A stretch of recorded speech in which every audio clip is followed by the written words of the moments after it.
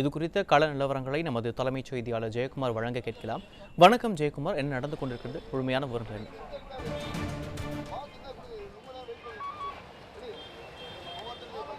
வணக்கம் அருண் பாண்டியன். நாம் தற்பொழுது வேலூர் மாவட்டத்தில் இருக்கக்கூடிய கோட்டை மைதானம் அருகே நின்று கொண்டிருக்கிறோம். இந்த பகுதியில் போக்குவரத்து காவல்துறையினரும் சட்டம் ஒழுங்கு காவல்துறையினரும் தொடர்ந்து அராஜகத்தில் ஈடுபட்டு கொண்டிருக்கிறார்கள்.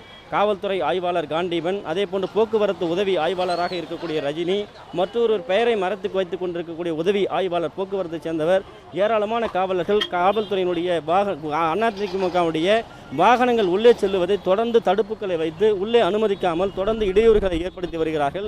இங்கே ஏராளமான ஒரு காவல்துறையினர் இங்கே நின்று கொண்டு தடுப்புகளை வைத்துக்கொண்டு உள்ளே செல்ல முடியாமல் காவல்துறையினரே ஒரு செயற்கையாக இங்கு உள்ளே அனுமதிக்க கூடாது என்பது போலவும் இவர்களுக்கு தனியாக உயரதிகாரிகள் சட்டம் போட்டிருப்பது போலவும், குறிப்பாக அனைத்து இந்திய அண்ணா திராவிட முன்னேற்ற கழகத்தினுடைய இளைஞர் மற்றும் இளம் பெண்கள் பாசறையைச் சேர்ந்த இந்த மாநாடு சிறப்பாக நடந்துவிடக் கூடாது என்பதில் கண்ணும் கருத்துமாக இருந்து கொண்டு இந்த பகுதியிலே பேரிகார்டுகளை வைத்து ஒரு 10க்கும் மேற்பட்ட காவல்துறையைச் சேர்ந்தவர்கள் இந்த போன்ற ஒரு அராஜகத்தினுடைய உச்சக்கட்டத்தில் ஈடுபட்டு கொண்டிருக்கிறார்கள்.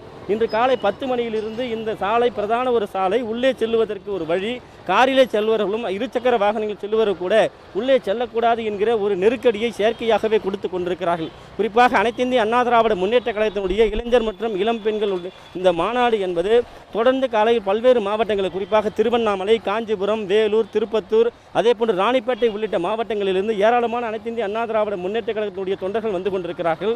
காவல்துறையினுடைய அராஜகம் என்பது தலைவிரித்து ஆடிக்கொண்டிருக்கிறது.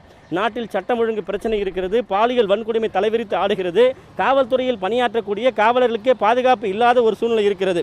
காவல்துறையில் பணியாற்றக்கூடிய பெண் காவலர்கள் பாலியல் வன்கொடுமை புகாராக தொடர்ந்து புகார் அளித்துக் கொண்டிருக்கிறார்கள். இப்படிப்பட்ட ஒரு உச்சக்கட்ட பிரச்சனைகள் நடந்து கொண்டிருக்கக்கூடிய இந்த நிலையிலே இந்த மாநாட்டிற்கு வரக்கூடியவர்கள் உள்ளே செல்லக்கூடாது என்பதற்காக ஒரு தடுப்புகளை வைத்து இதற்காக பல காவலர்களை இங்கே பணியில் அமர்த்தி உள்ளே செல்லக்கூடிய வாகனங்கள் நீங்கள் விஐபியாக இருந்தால் மட்டும்தான் இந்த சாலையை பயன்படுத்த வேண்டும், மற்றவர்களுக்கு யாருக்கும் இந்த சாலையில் அனுமதி இல்லை என்று சொல்லுவதோடு யாராக இருந்தாலும் அந்த வாகனங்களை தடுத்து அந்த கூட்டத்திற்கு ஆள் யாரும் சென்றுவிடக்கூடாது என்பதில் கண்ணும் கருத்துமாக வேலூர் மாநகரத்தில் இருக்கக்கூடிய காவல்துறை இருக்கிறது. நாம் தற்போது இருக்கக்கூடிய வேலூர் தெற்கு காவல் நிலையம் அந்த முன்பாகவும் அனைத்து மகளிர் காவல் நிலையம் முன்பாக நின்று கொண்டிருக்கிறோம். இந்த சாலையில் சென்றுதான் அந்த கோட்டை மைதானத்துடைய மாநாட்டிற்கு செல்லக்கூடிய வழி என்பது இருக்கிறது.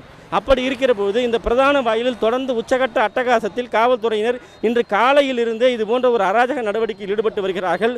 முற்றிலுமாக இங்கு வரக்கூடிய அனைத்து இந்திய அண்ணா திராவிட முன்னேற்ற கழகத்தினுடைய தொண்டர்களை மாற்றுப்பாதையில், குறிப்பாக கிருஷ்ணகிரி நெடுஞ்சாலைக்கு சென்று வாருங்கள், கோட்டையை சுற்றி வாருங்கள், அல்லது நீங்கள் கோட்டையை சுற்றி மாவட்ட ஆட்சியர் அலுவலகம் சென்று வாருங்கள், இப்படி தேவையில்லாமல் தேவையில்லாத வழிகளை கூறி அலைகழிக்கக்கூடிய அந்த வாகனங்களை அவர்கள் விரட்டி அடிக்கக்கூடிய ஒரு உச்சக்கட்ட அவலநிலை என்பது தற்போது வேலூர் மாவட்டத்திலே நடைபெற்றுக் கொண்டிருக்கிறது.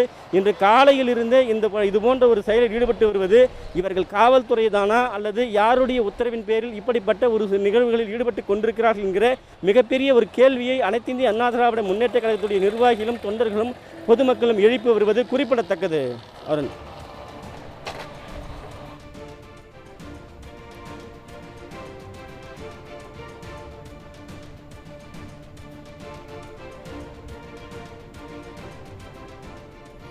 விரிவான கள நிலவரங்களை வழங்கியமைக்காக நன்றி ஜெயக்குமார்.